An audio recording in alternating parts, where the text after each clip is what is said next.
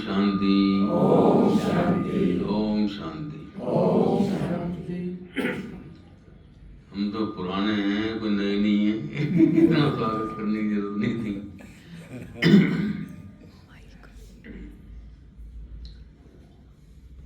बाबा हैं, रोज नया नया ज्ञान के हैं, मक्खन के हैं, क्या क्या कहते हैं, हलवा खिलाते हैं।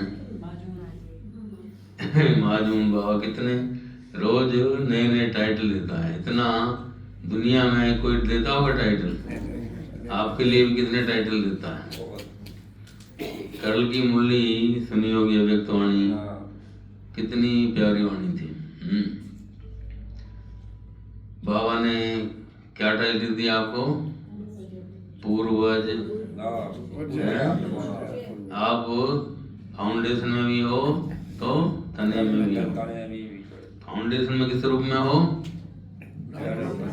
ब्राह्मण के रूप में, और तने में देवता हो, क्योंकि वहाँ एक धर्म, एक राज, एक मत होगा, तो आप योद्धा हो। फिर बाबा ने वैल्यू बताई, परम धाम में भी आप जो निकट होते हैं, बाबा की जो बैठी आत्माएं होती हैं, उनमें आप हो। तो सबसे बड़ी बात बाबा ने क्या कही कि आप तीनों तरह से लोगों की सेवाएं कर रहे हो, मनसा वाचा कर्मणा। अब आप देखिए, दो चीजों की तो लिमिट है, वाचा की भी और कर्मणा की भी।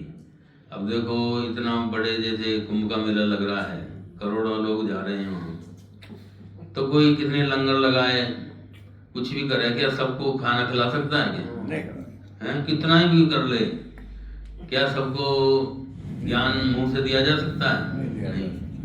लेकिन मनसा सेवा ऐसी सेवा है जो है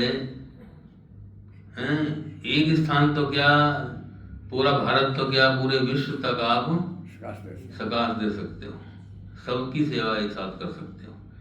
इसलिए बाबा बार बार वाचा और कर्मणा के साथ साथ मनसा पर ध्यान दिलाते हैं। ब्रह्मा बाबा ने भी विश्व पिता कैसे बना? जैसे शिव बाबा ने कहा कि मैं विश्व पिता हूँ और तुम भी जो है विश्व के रचिता हो, और उसका नाम बदला प्रजापिता ब्रह्मा। तो उसी दिन से बाबा के अंदर क्या समा गया कि मैं विश्व पिता हूँ, मैं विश्व का रचिता हूँ। और उसी हिसाब से बाबा को जो जाना होता था कहीं, तो रेयरली जाते थे, बहुत कम, बहुत आवश्यक होता था वहीं जाते थे। लेकिन एक ही जगह बैठ करके मधुबन से ही वो पूरे विश्व को रोज सकाश देते थे। यहाँ तक कि ये नहीं कि जो ज्ञान में चलने वाले हैं बाबा के पास आते हैं उन्हीं को सकाश देते थे, आने वाले विदेश, उस समय विदेश की सेवा शुरू नहीं हुई थी, लेकिन विदेश के बच्चे आएंगे और यहाँ पर इतना बड़ा बाबा का घर बनेगा, ये होगा, वो होगा, लाइन लगेगी आबू रोड तक की, जैसे माउंट तक की, कितनी कितनी बाबा बातें मुरलियों में बाबा कहते रहते थे, क्यों लगेगी। तो वो जो संकल्प बाबा का पहले से ही चलता था, और एक स्थान से बैठ के ही उन्होंने सारे उसकी सेवा की। जो आत्माएं आज आ भी रही हैं, आज लाखों हो गई हैं, उस समय तो 100-200 से ही होते थे। तो ये लाखों लोग जो बाबा की संकल्पों की पैदाइश ही है ना, क्योंकि बाबा ने वाणी से तो इतने नहीं पैदा किए थे, और बाबा के रहते हुए तो हजारों तक ही पहुंचे थे। लेकिन जो लाखों तक पहुंचे हैं, आज आने वाले समय में करोड़ों तक पहुंचेंगे, वो सब क्या है? संकल्पों की ही पैदाइश है। इसलिए बाबा बार बार आप लोगों को भी क्या जोड़ देते हैं कि संकल्पों को जितना विस्तार दे सकते हो उतना दे सकते हो, और ये ही सबसे बड़ी सेवा है। चाहे आप देखो, शरीर की सीमा होती है, 60-70 साल के बाद तो वैसे भी कैपेसिटी खत्म हो जाती है। वाचा भी कितनी आप बोल सकते हैं, कितने लोगों को ज्ञान दे सकते हैं, प्रदर्शनी मेले लगाते हैं। और खाना दूसरी तरह की सेवा, स्थूल सेवा कितनी कर सकते हैं, लेकिन मनसा सेवा एक ऐसी सेवा है जिसकी कोई लिमिट नहीं है, कोई दायरा नहीं है, हैं? अब स्थूल में तो आप एक ही सेंटर पर आओगे, एक ही जगह क्लास करोगे, लेकिन मनसा के लिए कोई रोक नहीं है, हैं? बैठ करके कितने दूर तक आप विस्तार था पूरी विश्व को, पृथ्वी को। आज भी बाबा ने मुरली में क्या कहा कि ये जो जल में यानी कि पूरा समुद्र है, कुछ भी है, ये सब एक पृथ्वी के अंदर ही है ना, हैं? तो पूरे विश्व को सकार देने का कार्य आप एक स्थान से बैठ कर सकते हो। यही है कुंभ की सबसे बड़ी सेवा। तो बाबा ने ये जो कार्य कराया, वो लोग सिर्फ यादगार बना रहे हैं, असल में उनको ज्ञान नहीं है, हैं? लेकिन ज्ञान कब किसने दिया था? शिव बाबा ने। वो नाम शिव का लेते हैं, हर हर बोले, कोई शंकर, कोई कुछ भी नाम लेते हैं, जय भोले, फलाना भोले, लेकिन वो परमात्मा ने कर्तव्य कब किया था, कैसे किया था, इसका ज्ञान उनको बिल्कुल भी नहीं है। उसका ज्ञान किसको है? हम बच्चों को। अब आप उसको कितना एप्लीकेबल करते हैं, कितना अपने अंदर समा करके दूसरों को बांटते हैं। बाबा ने कल यही कहा कि जितना दूसरों को सेवा करोगे उतना ही, का क्या बोला था? दुआएं दो, दुआएं लो। तो दुआएं देना, दुआएं लेना इतनी बड़ी चीज है कि ये खाली मुंह से बोल के की बात नहीं है। जितने आप संकल्पों को दूर विस्तार दोगे, उतना ही आपके अंदर दुआएं इकट्ठी होती रहेंगी। उन आत्माओं को ऐसा लगेगा जैसे हमें कोई शक्ति दे रहा है, जैसे हमारा कोई दुख हर रहा है, जैसे कोई हमें शांति की किरणें भेज रहा है। तो एक स्थान से बैठ करके ही कितनी बड़ी सेवा है ये, हैं? और इसमें बाबा कहता है बच्चा, बूढ़ा, जवान, कोई बीमार भी हो, चारपाई पर हो, कैसी भी परिस्थिति हो, उसमें भी ये सेवा की जा सकती है। तो उसी के कारण ब्रह्मा बाबा विश्व का रचिता या विश्व पिता बन गया। तो वही बाबा ने कल ये महसूस कराया कि आप ब्राह्मण आत्माएं भी कौन हो? ब्रह्मा बाबा के साथी सहयोगी वही हो, विश्व के आधार मूर्त हो, हैं? और विश्व का उद्धार करने के लिए ही बाबा ने आपको चुना है। तो ये जब हमारे अंदर संकल्प जग जाता है कि हम वही कल पहले वाली आत्माएं हैं, वही पूर्वज आत्माएं हैं। बाबा ने इस बात पे बहुत बार जोर दिया कि तुम पूर्वज हो और पूजनीय हो। तो उसी हिसाब से आप अपने आप को देखोगे, सारे धर्म की आत्माएं आपके ऊपर टिकी हुई हैं। कैसे टिकी हुई हैं? बाकी तो सब कब पैदा हुए? द्वापर युग से शुरू हुए, हैं? और वो देखा ना शाखाएं कहाँ से शुरू हुई? सतयुग त्रेता में कोई शाखा नहीं, कल्प वृक्ष के अंदर देखा ना, कल्प वृक्ष का देखो ये सामने ही आपके। सतयुग त्रेता में कोई शाखा नहीं है, एक धर्म, एक राज, एक मत, एक भाषा। लेकिन द्वापर युग से दूसरे इस्लाम धर्म, बौद्ध धर्म, क्रिश्चियन धर्म जो भी होते चले गए। तो उन सब का आधार कौन हुआ? आप हुए। तो बाबा ने कहा वो आपसे ही सकाश लेंगे, आपसे ही वो भगवान का परिचय, चाहे सूक्ष्म में लें चाहे स्थूल में लें, वो जो है लेकर के जाएंगे। तभी वो अल्लाह, खुदा, गॉड या जो भी है उसका परिचय दूसरों को देंगे। वो तो बाद वालों ने लड़ाई झगड़े का काम शुरू कर दिया, लेकिन उन्होंने तो वास्तव में जो धर्म गुरु थे उन्होंने एक ही बात को बताया था। हम यही तो सिद्ध करते हैं कि भाई उसने इशारा तो यही कहा था कि परमात्मा निराकार है, ज्योति बिंदु है।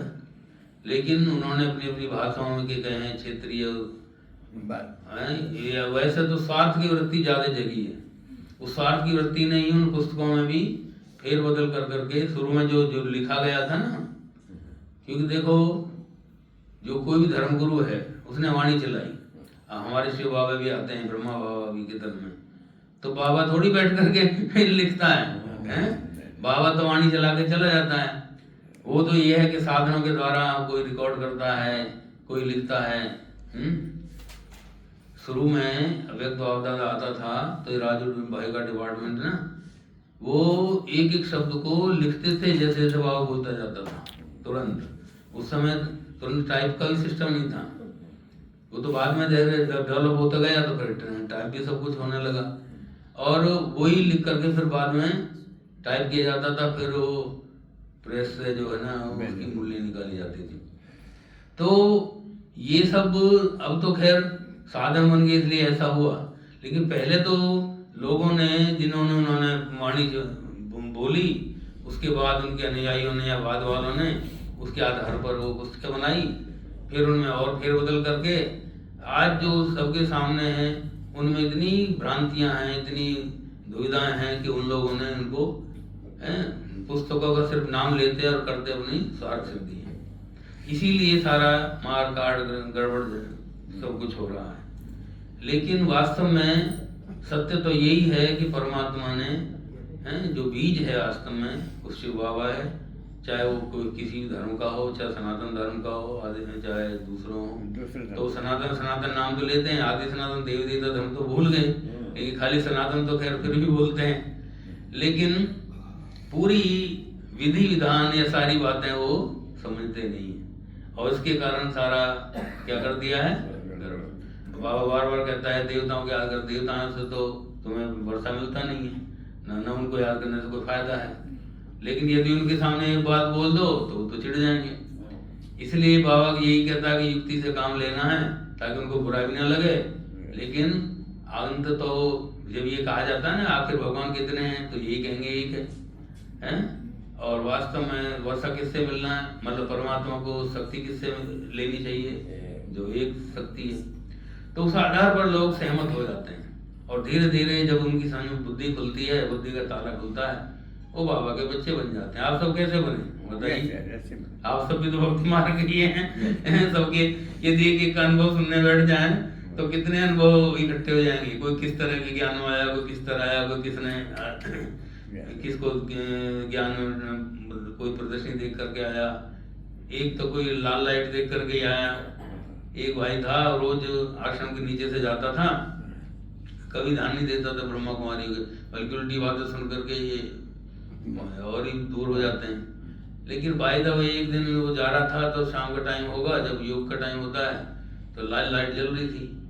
तो उसने सोचा यार ये लाल लाइट क्यों जल रही है, जलाते हैं आखिर क्या करते हैं लाल लाइट में यार, क्योंकि वैसे तो लोगों के दुनिया में तो ऐसा नहीं जलाते। तो लाल लाइट देखने के लिए चला गया, और वहां जाकर के देखा कि वहां तो सब शांति से मेडिटेशन में बैठे थे।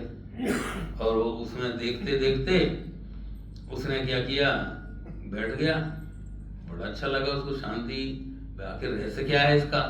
आदि अंदर कौतूहल तो होता ना जानने का, कोई है क्या मामला है। फिर बस जब पूछा, फिर कोर्स किया, तो बाग बन गया बाबा का बच्चा। तो इसी तरह कोई किसी प्रोग्राम में, जैसे बहन जी ने भी निमंत्रण दिया, सबको बुलाया और आया, और वहाँ जा सुन करके भाई तो कोई नई बात लग रही है, चलो हम भी जाकर के इसका अनुभव करते हैं। तो पता नहीं कब किसकी बुद्धि का ताला खुल जाए। जैसे बाबा कहते हैं ड्रामा में हर आत्मा का पार्ट है, हम नहीं जानते किसका क्या पार्ट है, लेकिन कब किसका क्या पार्ट खुल जाएगा आदमी खुद भी नहीं जानता। बाबा कहता है ना, कई बार तुमने कभी सोचा था कि हमें भगवान मिलेगा, इस तरह हम बैठ करके मुरली सुनेंगे, इस तरह सब है, लेकिन जो हुआ क्या हुआ, अचानक हुआ, ना मन ना चित्त ना कुछ। किसी को ये कुमारियां हैं, कई बहन भी हमारी बैठी सामने टीचर, किसी ने सोचा भाई हम इस तरह समर्पित होकर के आश्रम चलाएंगे और भगवान का ज्ञान देंगे। नहीं तो माँ बाप तो क्या कहते हैं, चलो भाई बड़े हो जाओ, पढ़ो लिखो, उसके बाद शादी करो, वही घर गृहस्थी का सिस्टम जो चला रहा है वही लोग सोच के चलते हैं। लेकिन भगवान किसका क्या पार्ट बदल दे, कब क्या हो जाए, किसी को नहीं पता है। हमें एक बात सब रखनी है, हर एक के प्रति शुभ भावना, शुभकामना। एक बातों पर बाबा ने जोर दिया, कोई आपका अहित करे, कुछ भी करे, हैं गाली भी दे, कुछ भी करे, लेकिन आपके मन में उसके प्रति शुभ भावना नहीं रहनी चाहिए। वो ये नहीं आए, बदले की भावना नहीं आए, ये नहीं आए इसने ऐसा क्यों बोला। वो अपना पार्ट बजा रहा है, तुम अपना पार्ट बजा रहे हो, हैं जिसका जितना पार्ट है। अब आप देखिए कोई गलत आपके प्रति भावना रख रहा है तो अपना विकर्म बना रहा है हकीकत में। लेकिन आप अपने कार्य में लगे हुए हो, कल को उसकी जब आँख खुलेगी, यार मैं तो बहुत ही गलत समझता था, ये तो वास्तव में बहुत अच्छे हैं, तो अपना आप बदल जाएगा। और बल्कि क्षमा मांगेगा। तो हमें कुछ नहीं करना है, हमें सिर्फ अपने जीवन में परिवर्तन ला करके हर कदम पर शुभ भावना शुभकामना सबके प्रति रखनी है। कोई बदले ना बदले, मैंने जरूर क्या बोला बाबा ने, स्वयं को बदलना है, दूसरे को नहीं बदलना है। मैं बदलूंगा तो जग बदलेगा, मैं मुझे बदल करके दूसरों को बदलना है। तो अपने आप को बाबा हर मुरली में, कभी किसी मुरली में कहा है कि दूसरा बदले तो मैं बदलूं? नहीं। बाबा हमेशा यही कहता है कि स्वयं को बदलो तो दूसरे अपने आप ही बदल जाएंगे। तो घर गृहस्थ में हर जगह कितनी समस्याएं होती हैं, हर कदम पर हैं। अब आप सब परिवार में रह रहे हैं, देखो संबंधों में भी कई बार तनाव होते हैं, फिर आर्थिक हानि भी कई बार होती है, कुछ भी हो जाता है उसमें भी आदमी कितना परेशान होता है। इसी तरह अचानक आई कोई भी विपदा होती है, किसी की मौत हो जाती है, एक्सीडेंट हो जाते हैं, कुछ भी हो जाता है, बीमारी आ जाती है, उसके कारण भी कितना तनाव होता है।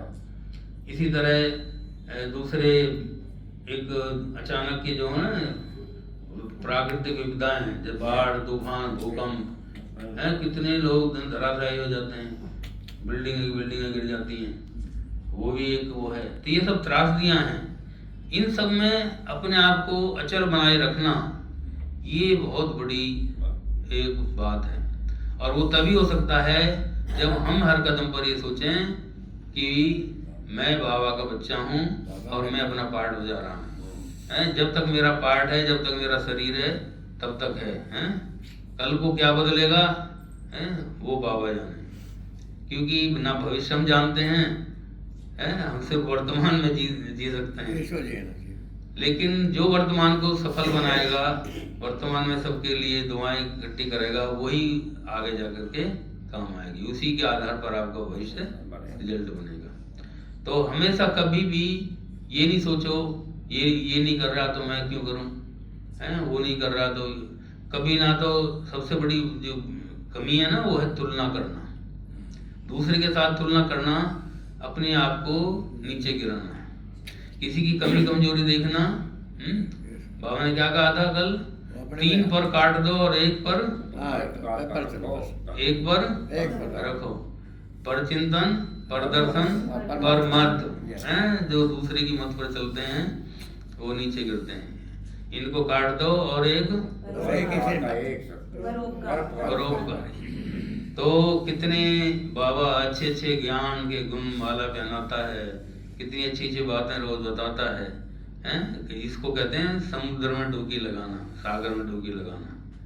तो आप तो वास्तव में सच्चा कुंभ है, वो तो कहते हैं 144 साल बाद आया, वास्तव में तो 5000 वर्ष के बाद ये कुंभ आया है, जिसमें हम लोग रोज स्नान कर रहे हैं, रोज डुबकी लगा रहे हैं, और रोज ही इस अनगिनत मोती डुबकी लगा के खाली हाथ ऊपर नहीं आते हैं, अनगिनत मोती हाथ में और लेकर के आते हैं, अपनी झोलियां भर भर के जाते हैं। और ऐसा अनुभव, ऐसा समय फिर कब आएगा? तो इसलिए जो अब गंवाया तो फिर कल्प कल्प गंवाते रहेंगे। ये सोचो यदि अब नहीं तो कभी नहीं। तो इसलिए मुझे लगता है सबको थोड़ी जल्दी है जाने की, तो बहुत अच्छा लगता है जब सबके साथ मिलते हैं। इस बार थोड़ा कई सालों के बाद मिले हैं तो पहले तो हम हर साल से ही आते थे। तो कल तरावड़ी